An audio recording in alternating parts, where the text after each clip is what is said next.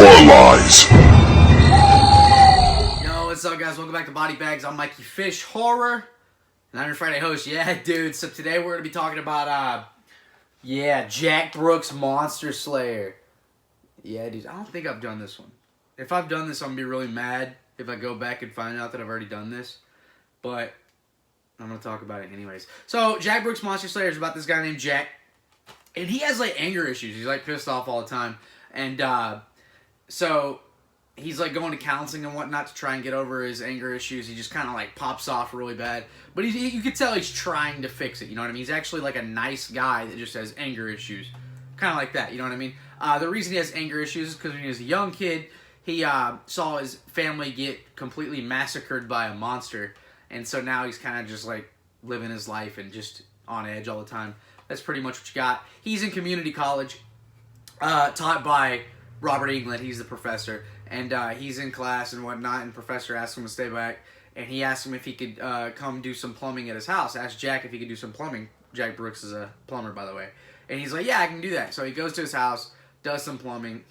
Something happens where Robert Englund ends up eating this thing that he finds in his backyard, or maybe in the basement, I can't remember. And it has like a heart in it, and he eats it, and it turns him into this, like, he can't help but eat it, like it makes him do it. And he turns into this like fucked up monster, and ends up going to the class and becoming this monster and killing everybody, pretty much. That's pretty much your story, and now it's up to Jack Brooks to save the day, since he wasn't able to do that when he was a kid, and he kind of beats himself up for that. So yeah, that's pretty much your storyline, just Jack Brooks trying to do better by killing monsters. Yeah, my thoughts on this film. This film is way better than it ever had the right to be. Like, it is so, I wouldn't say it's so good, but it's like, it is the epitome of a popcorn flick. Like, you can throw this on with a bunch of people and just chill and laugh. There's a lot of funny jokes. It doesn't overstay its welcome at all. There's blood, there's gore. It's a good time. And there's monsters, and it's all practical too. And it's fucking good practical. Like, even the monster kind of looks like Bill Paxton in Weird Science when he turns into like the weird poop monster thingy. It kind of looks like that, a little bit different, but it's still kind of, for some reason, you could still see like Robert Englund in it. Like, I don't know, you can just tell it's him for some reason. And it just looks really, really good. It's such a fun movie. Like, this movie is, like I said, the epitome of a popcorn flick. I enjoy coming back to this movie very often, and I will keep doing that. I had it for my 31 Days of Horror, and yeah, I really enjoy this film, man. If you haven't seen Jack Brooks' Monster Slayer, it's definitely worth looking at, man. It's definitely worth checking out.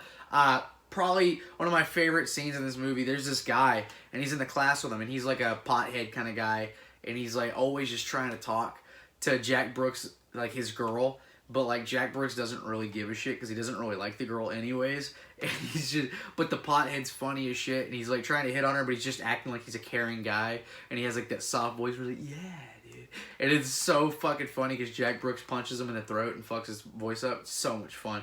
It says on the back here, a marriage between Hellboy and the Evil Dead.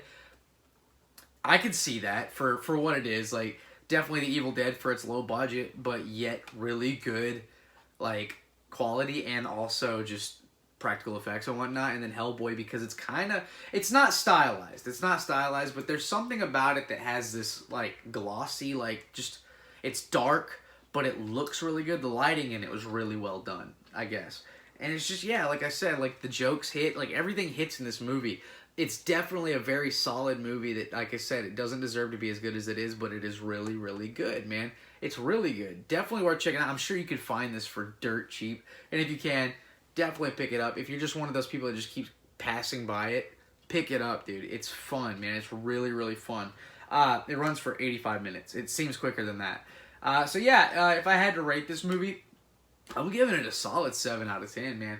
Maybe even a 7.5, but right now it's going with a 7. So much fun. Check out Jack Brooks' Monster Slayer if you haven't already. Hell yeah, dudes. Anyways, guys, I'm MikeyFish Horror. I'll see you guys next Friday. Later, dudes.